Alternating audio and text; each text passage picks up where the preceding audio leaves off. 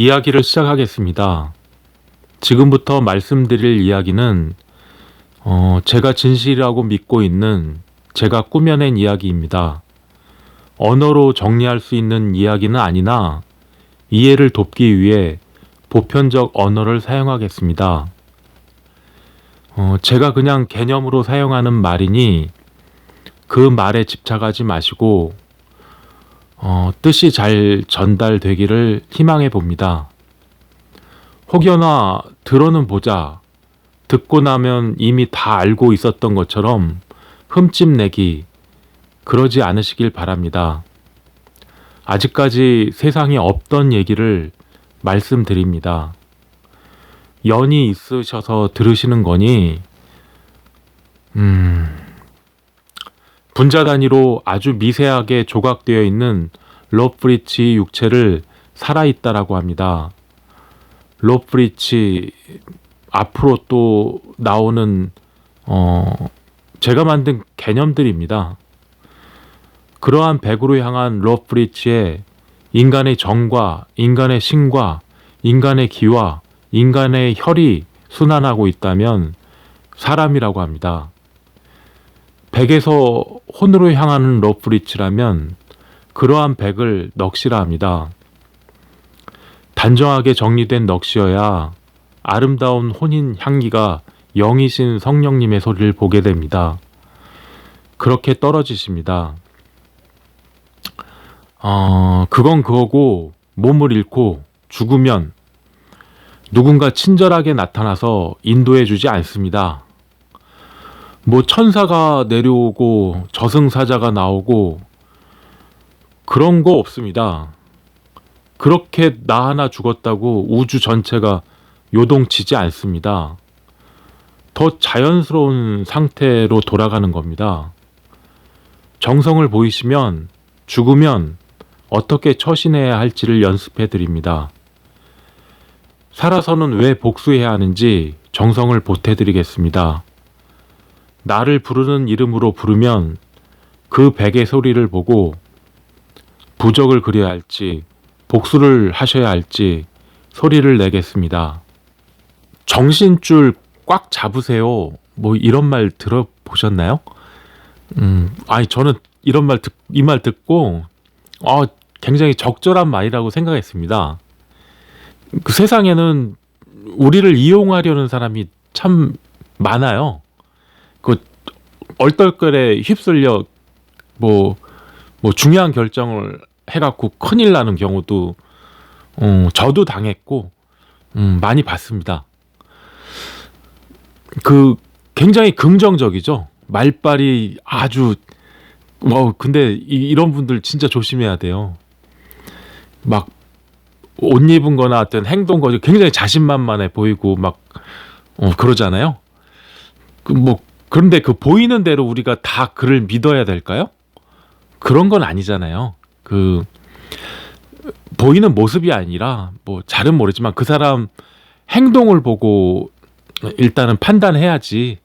하지만 그 잘못해서 만약에 그게 위선과 배신의 스케일에 굉장히 속기 십상이거든요. 그 또 어떤 분들은 대화를 하는데 그러기 때문에 항상 대화가 그런 걸로 넘어가요. 그러기 때문에 하면서 갑자기 비약을 해요. 아니 앞에 말하고 그러기 때문에 뒤에 말하고 연관성도 별로 없어 보이는데 비약을 해서 그 뒤에 말은 그러기 때문에 해달라는 거죠. 강요하다가 뜻대로 안 되면 화를 냅니다. 근데 어이가 없죠. 그리고 자기들 하는 말이 이거 배신이고 호구로 끝나게 되기를 바라는 거죠. 근데 넘어가는 사람이 있으니까 그 사람들도 그러겠지만 질투하고 불쌍한 척하고 약점 잡아 뒤통수 치려고 하고 이런 사람들 처음부터 그러지 않았어요. 처음에는 진짜 멋진 모습으로 우리한테 알랑방구죠? 그런 모습으로 다가왔던 사람들입니다. 근데 좀 그렇죠? 그 사람들 생각이 그랬을 거예요. 우리들은 사냥감. 그렇게 이중성을 가진 사람들이 굉장히 있어요. 예, 어떻게 보면 상상을 초월합니다. 자기만 하는 인간들. 근데 이게 우리 사람 심정이라는 게 뭐 어떨 때 그런 모습이 치근해 보일 때도 있어요. 그래 뭐 이렇게 해주다가 아니 근데 자기 자신이 희생양 된다는 생각을 안 하죠 보통은. 뭐 근데 아닌 사람은 아닌 것 같아요. 못된 인간들이죠. 그런 사람이 막 부추겨요. 그리고 막 부추김에 막 덩달아 막 그러면 인생 전체가 그 죽기 살기로 되는 거죠. 완전히 생존 모드로 그렇게 살게 돼요. 그러니까 죽기 살기로 뭐 어떤 결정을 빨리 해야 되는 거죠. 근데 그게 함정이고 거기에 넘어가고 실수하고 그 참 어떻게 보면 지나고 나서 생각이 드는 게 참 아쉬운데 그렇게 휩쓸리면 옳고 그름을 따지지 그 사람도 하는 말이에요.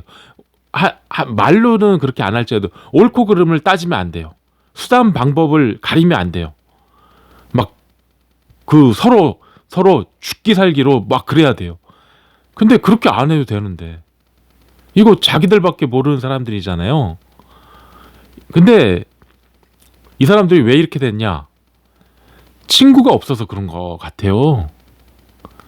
그러니까 친구가 없으니까 이 사람들이 그렇죠. 아는 사람들은 많지만 친구가 없는 거죠. 그 부자는 천국에 절대 못 들어간다고 예수님이 하셨잖아요. 그런 말씀. 제가 거기에 한마디 좀 사족을 붙이자면 친구의 보증이 없으면 천국에 절대 못 들어가는 것 같아요. 천국의 열쇠는 예수님께서 보여주셨던 우정인 것 같습니다. 그래요.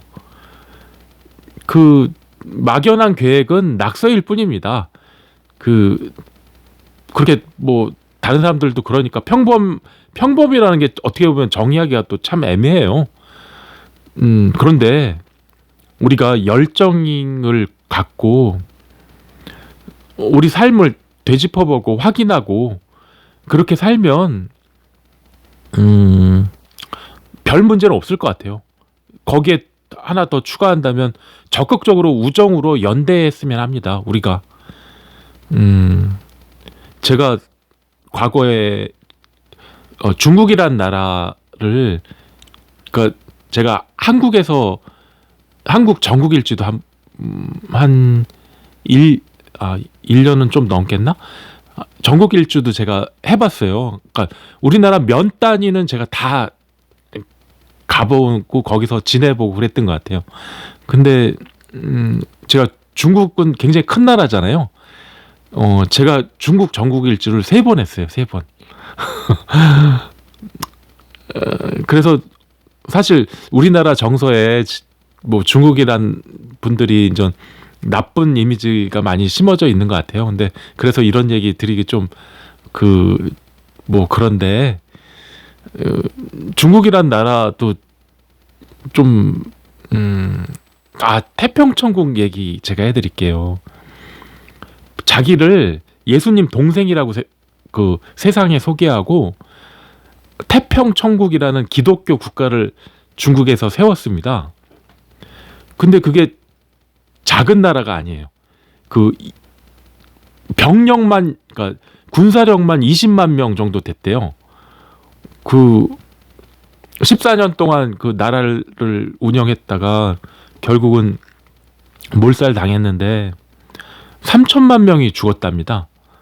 근데 이제 그 태평천국 그 나라를 세울 때 자기를 예수님의 동생이라고 했던 사람은 뭐 죽었고 늙어서 죽었나 뭐 하여튼 그 아들이 15살짜리 후계자가 이제 처형을 당하는데 그때 능지처참을 당했대요. 근데 능지처참이 뭐냐면 이게 참 사람을 괴롭히는 방법도 좀 잔인한 게 기냥을 안 죽이는 거죠. 그러니까 살점을 조금씩 잘라내는 거예요. 그 1000번 정도를 잘라냈대요. 그 이틀 내내. 그 15살짜리가 그 얼마나 울고불고 했겠어요. 근데 참 제가 중국에서 뭐 참 사람이 이럴 수도 있나 하는 그 사진들도 좀 많이 봤거든요. 그 문화혁명 때. 근데 그 비슷한 상황이 문화혁명 때도 있었어요. 근데 그 인육을 사람들이 가져가려고 막 다투기도 하고, 참 그 야만의 역사입니다. 예. 하여튼 우리나라에선 동학 그거 30만 명 정도 죽었어요. 그러니까 이게 참 사람이 야만의 역사가 반복되지 말아야 되는데 참 그게 참 애매합니다. 이전 시대가 또 바뀌고 하니까 또 야만의 역사가 반복될 그 조짐도 보이고 걱정이 많습니다. 제가 뭐 유튜브 하는 그 이유는 제가 뭐 설명을 드렸지만 참 어려운 시기입니다. 예.